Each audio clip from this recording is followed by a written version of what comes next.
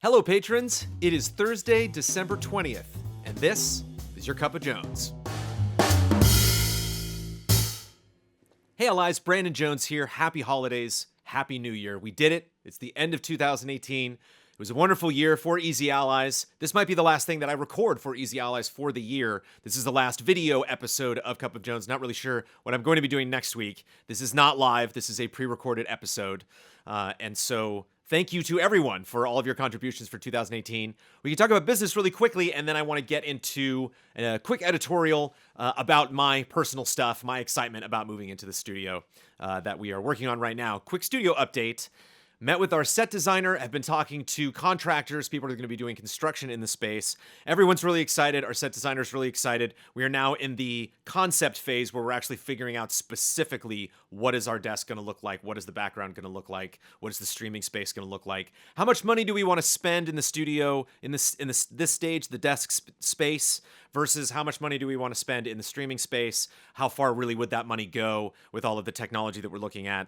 And it's tricky because it's the holidays. I'm leaving. In a couple of hours, I'm getting on a shuttle and going to the airport and flying to Florida. And Ian is already gone, and so we're doing a lot of this over the phone and just really quick meetings before we all bail for the holidays. And we'd like to get as much of this stuff taken care of this month as we can so that January is mostly just construction, and we're actually putting all this stuff together. But these meetings are going really great. Everyone's just really excited about this project, even people that we're bringing in from outside that don't know us that well and haven't worked with us either that much or ever before, and are just really excited about what do you do and what's this business and what are you going to be doing in this space and what do you need this work for. And so it's really exciting to see everything come together, and I'm excited to show all of it to you. I've been recording myself a little bit when I go to the space, and we're going to be recording more when we get back in December, the beginning of January. But don't want to show anything off until we actually move into the space. Other than that, Easy Allies is doing really well. We're above 50K at the end of the month. We're at a record number of patrons for the history of the company. We have our third anniversary coming up on the 21st of March if you want to make travel arrangements to come and hang out with us then. I'm actually having a birthday party on January 20th, which will be my 40th birthday. I believe it is on a Saturday. I think it's on a Saturday. I didn't look this up before I started recording, but I'll put up more details before. Maybe that's what I'll do next week. It'll be official birthday invite to my birthday party. But it's going to be at Disneyland. There is a bowling alley that is in downtown Disney, and I'm going to have a couple lanes reserved from 6 p.m. until 8 p.m., I believe. And I'm going to be there beforehand. I'm going to be there afterwards. I'm going to be at Disneyland during the day. That's January 20th. It's a Saturday or Sunday. I know it's the 20th because it's my birthday, and I'm going to be at Disneyland all day. And so come by, maybe say hi to me at Disneyland, but specifically that bowling, that the 2 hours, there's the lanes that we're renting, there's a huge bar area right next to it. And so you might not be able to hang out with me at the actual lanes with my friends, but like during those hours, if allies come by and everyone's hanging out, I will come out and say hi to everybody. But more details about that coming up. A fun celebration, hopefully. Nothing at all official Easy Allies related. I invited all the allies. I have no idea who's going to show up. Damiani's probably not going to show up. Bosman's probably not going to show up. I might get like Huber and Bloodworth. I don't know. Maybe Ian wants to bowl. But it's not an official Easy A event. But a lot of this video is about me. So that's all the business stuff.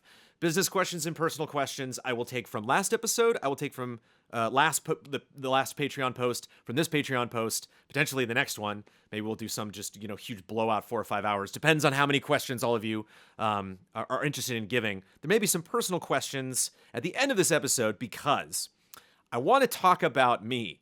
I want to talk about offices and my work history. A lot of people ask, how did, Game Trailers get started? How did you move over to, MTV and Viacom when they acquired it?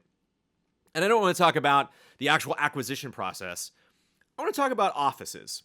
And once again, I want to reiterate, the business part of this episode is over. This is going to be me talking about my personal history. If that does not interest you, Happy New Year.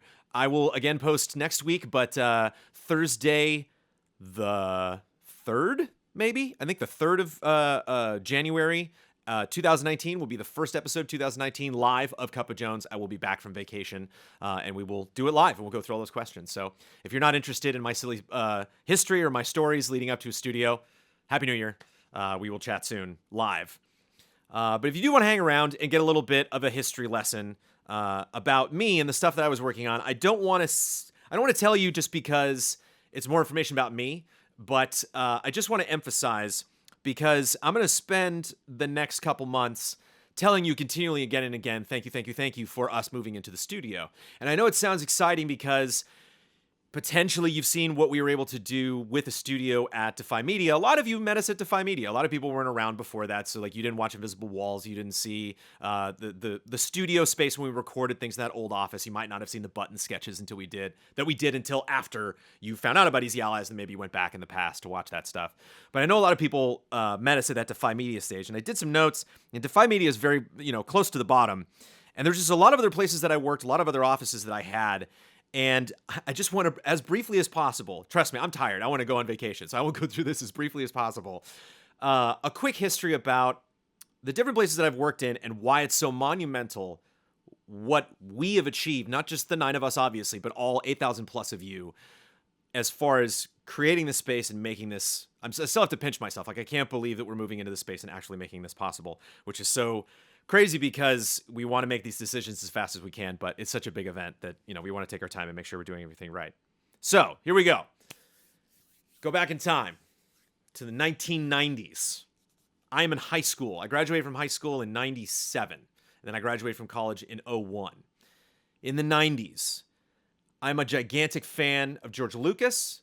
I think Last Crusade came out at the beginning of the decade. I thought that was like the best movie I've ever seen in my life. Like, I thought Spielberg could do no wrong. Like, I was a really big film buff. There was no question whatsoever. All I wanted to do in my life was make movies. And one day that I will never forget was I was going to shoot something for a high school project. This was a literature class that my friend was in that was a year older than me.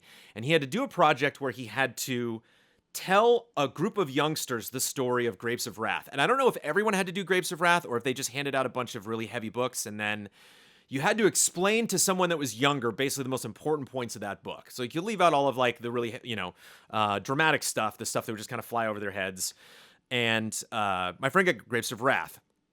And because he was a goofball and never really took anything seriously, he had the idea to tell the story of Grapes of Wrath through Star Wars. So is it Jode or something? Tom Jode? Something? Oh man, terrible. I'm sorry. The lead of Grapes of Wrath comes home and he made him like Luke Skywalker. He's coming back to the Moisture Farms. And then, the government's taking everybody's land. And so you had those like the AT-ATs, like the Empire's coming in. And we went and shot this thing. And I think it ended up being like 15 or 20 minutes. And I just went along as a dopey friend. Like, I can't remember. I was Uncle somebody. I was like a pirate. Like, there's a lot of crazy stuff in this movie. And we were walking back to the car after the day that we shot, and I had a ball. I was like, that was so much fun. And we had like no lights. I think it was on like a high-8 camera. Like, it was just a silly like student project. But I never really messed around with cameras before, and I never really done that with a group of people before. Like, all 6 of us are all going to meet, and we know we're all potentially wasting each other's time, but it doesn't matter because we're all having fun producing this stuff anyway. And we're walking back to the car, and I was like, wow, that was actually kind of quick and easy. I was extremely ignorant. I hadn't gone to film school. I didn't know about editing and lighting and sound. And I'd yet to learn about a lot of this stuff. But I was like, we just kind of did that. We just went and we shot a thing. And my friend Garen turned to me and he was like, yeah, we can go make a movie if we want to. We have a camera. And I was like, yeah. And my brain like exploded. And it's basically it was like the Big Bang that like my brain's been exploding ever since, realizing that you really can do anything. Like, if obviously you need lots of money to produce lots of stuff, as we've proved here, with our Patreon at Easy Allies. But if you have a creative goal, you can really realize that. That's why I love Box Peak so much, because Kyle's really figured out what he could make for the resources, and he didn't have to like sell it short. Like, he could literally make a story that makes sense in that art medium, and tell a story that's communicated. You don't miss anything with Box Peak. Like, you understand what's going on with all the characters, and what we paid for the music and the cast and how we were able to put all that together on that budget. It just all kind of evens out in my eye. And one of my problems is I always make things way too big, way too, I have ideas creatively for stuff outside of Easy Allies, but it's just all way too damn expensive that I never really invest in it, because I'm just like, it's such a hit or miss thing to actually try to produce that. So that's why I'm very envious of Kyle, putting on Box Peak. But I just fell in love with the art of video making ever since that day. And I've done a lot of theater, and I've done a lot of, improv and, musical theater and a lot of other things outside of film. And even though I am a film major and didn't really, like YouTube wasn't a thing when I was in college. And so even though I graduated right as YouTube started, I still kind of, basically learned the fundamentals of like what makes an entertaining video, depending on, how big of a video you're making. But getting back to the main topic of hand of me having a job and trying to realize those creative visions. When I was in high school, I worked at Blockbuster Video, the Warner Brothers Studio Store, which I don't think is around anymore, which is unfortunate. That was really fun. A lot of good Batman art at the Warner Brothers Studio Store. And my dad's office. My dad, he's retired, but my dad was an accountant. And so I worked for Moss Adams, worked in their office and, didn't really have an office. There were like employee spaces in all of these companies, but didn't really have my own specific workspace. And obviously these were all just like summer jobs. Silly places to work, very silly. Like, I love how he said Warner Brothers Studio Store is not around. Blockbuster Video is obviously not around anymore. I think there's like 2 left. But the first time I really got into a creative job was while I was in college, and I went to go work for a company called Hornet Inc. The thing about Hornet is Hornet was the only company I worked for before Game Trailers. And so I really haven't had that. I've had a lot of job experiences, but I haven't had a lot of jobs. Like my first job, in and out of college was this animation company.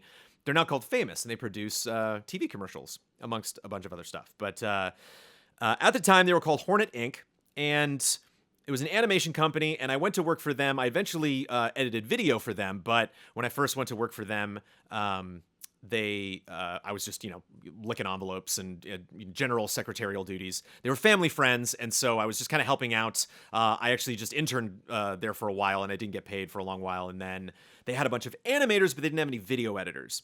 And so I was remember those like old iMacs, like the big cube iMacs? This is like around that time. So I remember that was like their main secretary computer. So I had the little like circular mouse, and I would check my own. I remember Blair Witch Project came out at the time. They were like, oh, we're going to put in an editing station. And they, for some reason, I don't know why, they didn't have Premiere, they didn't have Avid, they had Media 100, and that was the stupid editing software that I learned when I was in college at Emerson in Boston. And I was like, oh, I actually know this. I actually know Media 100. Watch, I can do a lot of fun things with this, because I was cutting spec trailers, because I just have always loved trailers so much, and I thought it was such a fun art form. I would make little silly trailers out of nothing. I would take game footage, or I would take movie footage and recut it. And I showed that off to my boss. My boss is like, hey, if, when, for example, we would do stuff for hockey teams, they would do graphics for the hockey to San Jose Sharks. You go to a Sharks game, the numbers flash up on the screen, the animations, they would all do that.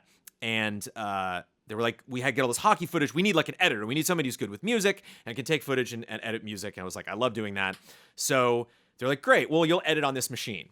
And I freaked out because I was like, whoa, I have a desk. I have a desk now. I have like my own creative space. No one else is going to be on this computer. I'm basically just going to cut fun things all day, and then my boss is going to come in and improve them, and then I can, move on to cutting other fun things. And while I was there, of those fun things that I cut were video game trailers. And my friend Jeff was like, hey, we should make a website.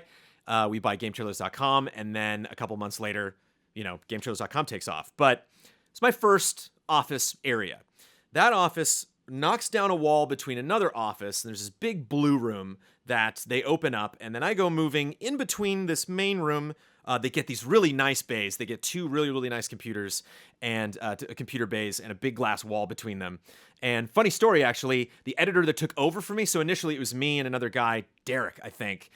Really, really, really nice guy. If you ever look up the Enter the Matrix spots, we did 2 TV spots, spec TV spots for Enter the Matrix. If you look up Game Trailers, Enter the Matrix TV spot 1 or TV spot 2, I did 1. You can see me, I'm in the...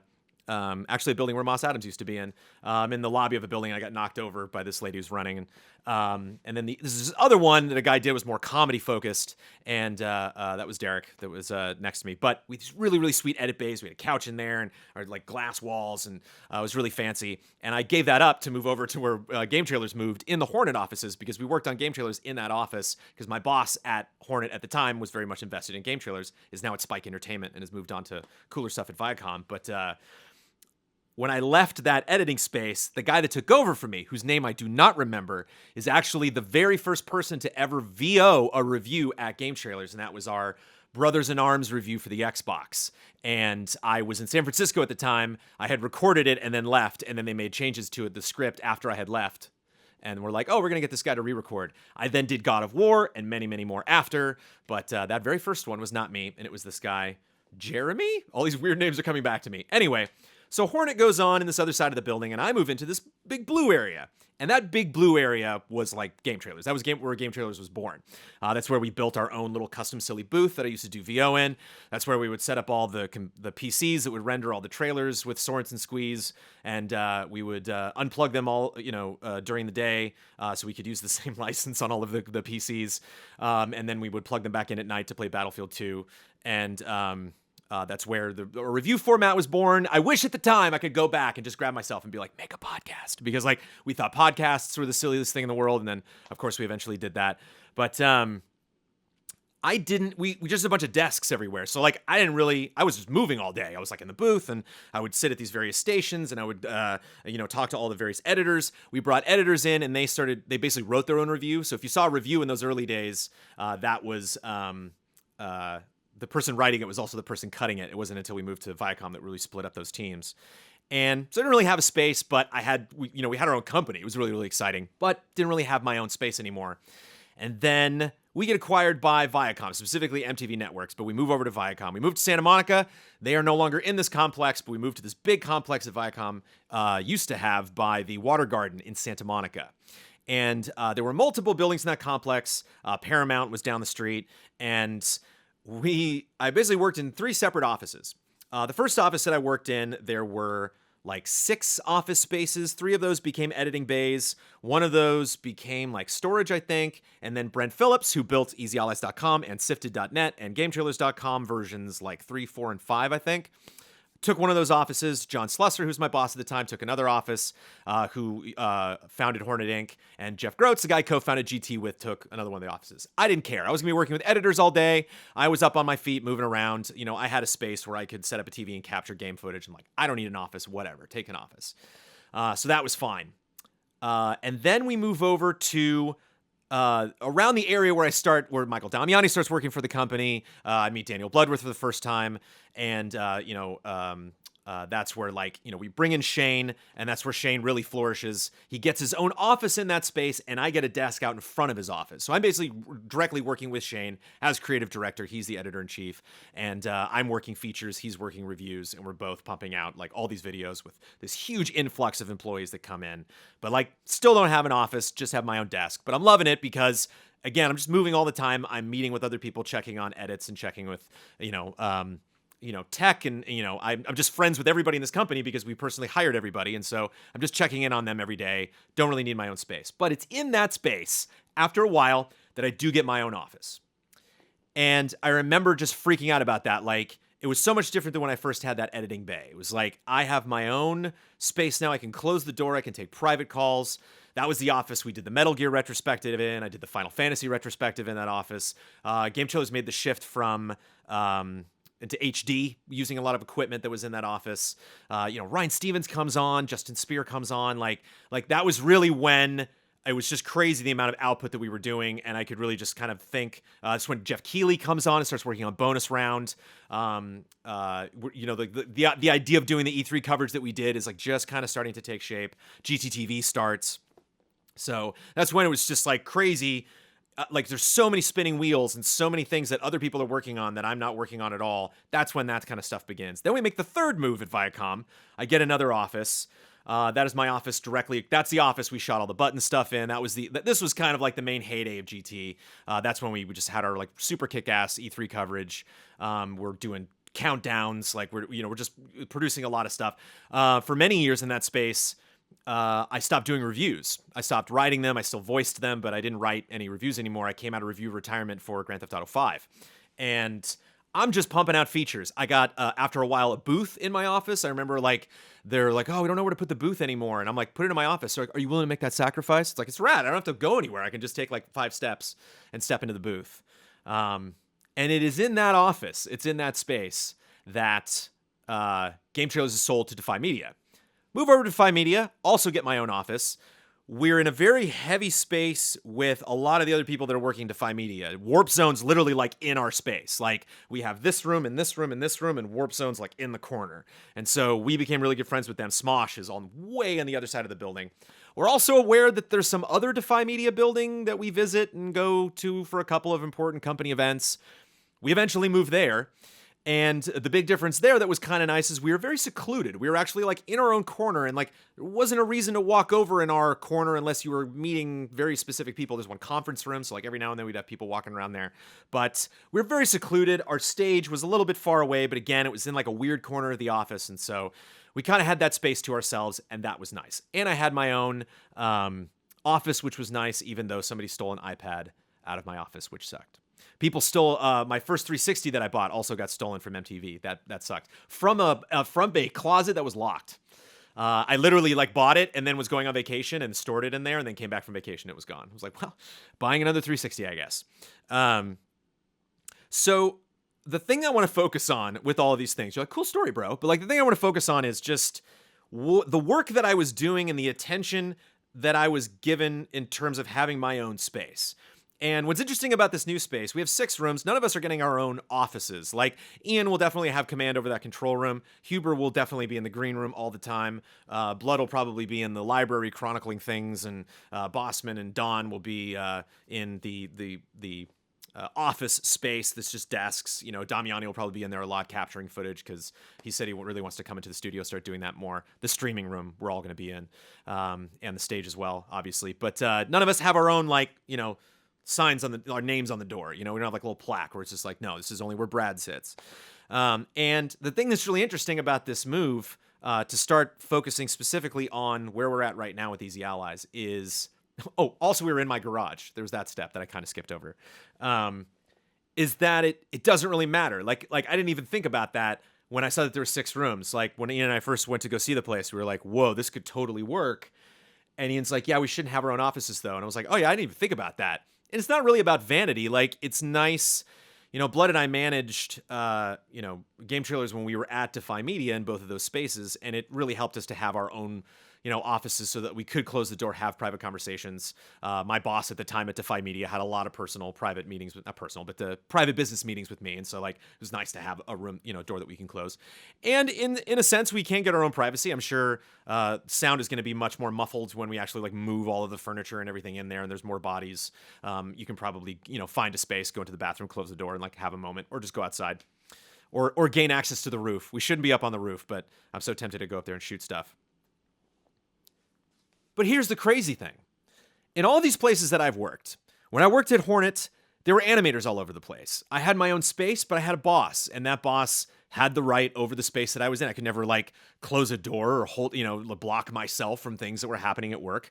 When I was at Viacom, I eventually got my own office, but I was still moving around a lot. Like, we were still, not only using the space with all of the people that were working on game trailer stuff, but they were working on their own things individually. They're working on GTTV, they're working on reviews, they're working on features, they're working on the website, GameTrailers.com used to have a lot of crazy functionality where you could, like, earn things and buy stuff.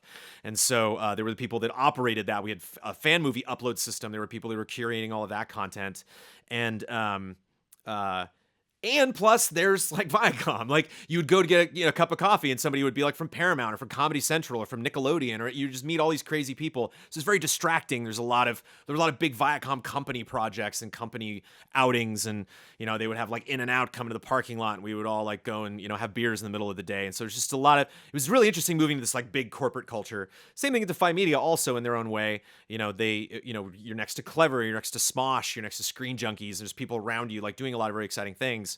And it's fun because you learn from them, but at the same time, it's very distracting.